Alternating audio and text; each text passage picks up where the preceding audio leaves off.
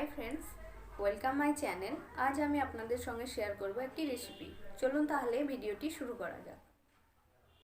আজ আমি আপনাদের সঙ্গে শেয়ার করব দেশি মুরগির মাংসের ঝোল। আমি এখানে একটা মুরগি নিয়ে ভালোভাবে ধুয়ে পরিষ্কার করে নিয়েছি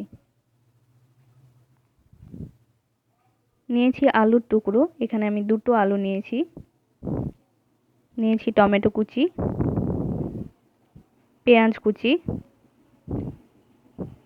চেরা কাঁচা লঙ্কা, গ্রেট করা আদা। আজ আমি মাংসতে রসুন ইউজ করব না। কড়াই আমি দিয়ে দিয়েছি সরষের তেল।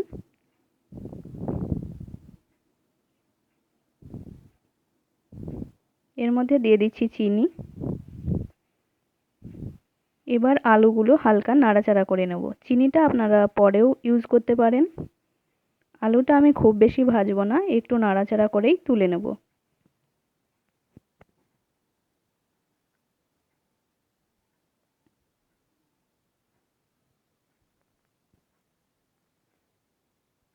এবার তেলের মধ্যে দুটো এলাচ দিয়ে দিয়েছি। এবার পেঁয়াজটা ভেজে নেব।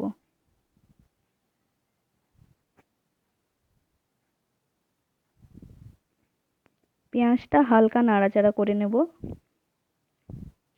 পেঁয়াজটা খুব বেশি ভাজবো না।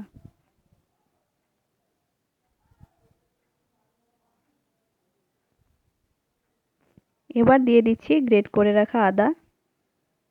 আদাটাও একটু নাড়াচাড়া করে নেব যাতে আদার কোনো গন্ধ না থাকে।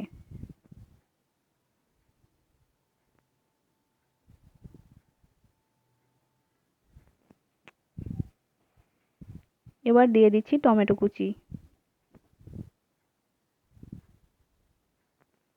দিয়ে দিলাম হলুদ গুঁড়ো,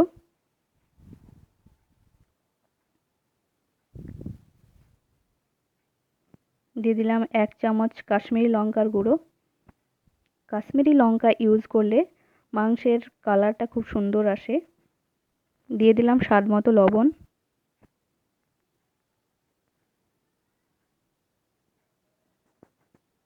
মশলাগুলো দিয়ে আমি নাড়াচাড়া করে নিচ্ছি যাতে পুড়ে না যায়।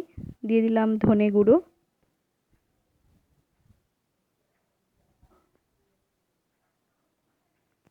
দিয়ে দিলাম 1 চামচ জিরে গুঁড়ো। মশলা ভালোভাবে ভাজা হয়ে গেছে। এবার এর মধ্যে মাংসটা দিয়ে দিচ্ছি। এবার মাংসটাকে ভালোভাবে কষিয়ে নেব। দেশি মুরগির মাংস কষাতে একটু সময় লাগে। একটু সময় ধরেই আমি মাংসটাকে কষিয়ে নেব।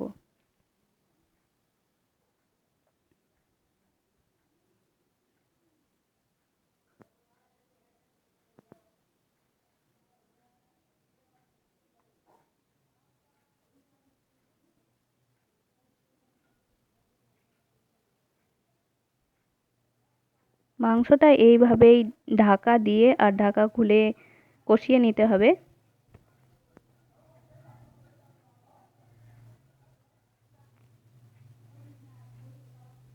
মাংসটা আমি একটু করে ঢাকা দিয়ে দিচ্ছিলাম আর ঢাকা খুলে নেড়ে নিচ্ছি। দিয়ে দিলাম আগে থেকে একটু ভেজে রাখা আলু। আলুর টুকরোগুলো দিয়ে আবার ভালোভাবে নাড়াচাড়া করে নেব। এবার এর মধ্যে দিয়ে দিচ্ছি পরিমাণ মতো গরম জল। জলটা দেওয়ার পর ঢাকা দিয়ে কিছুক্ষণ রান্না করে নেব।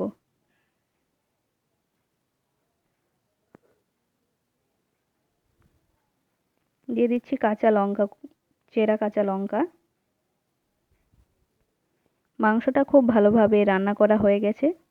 আমার আজকের রেসিপি যদি আপনাদের ভালো লাগে তাহলে অবশ্যই একটা লাইক করবেন, শেয়ার করবেন এবং আমার চ্যানেলটিকে সাবস্ক্রাইব করবেন। ভালো থাকবেন, টাটা।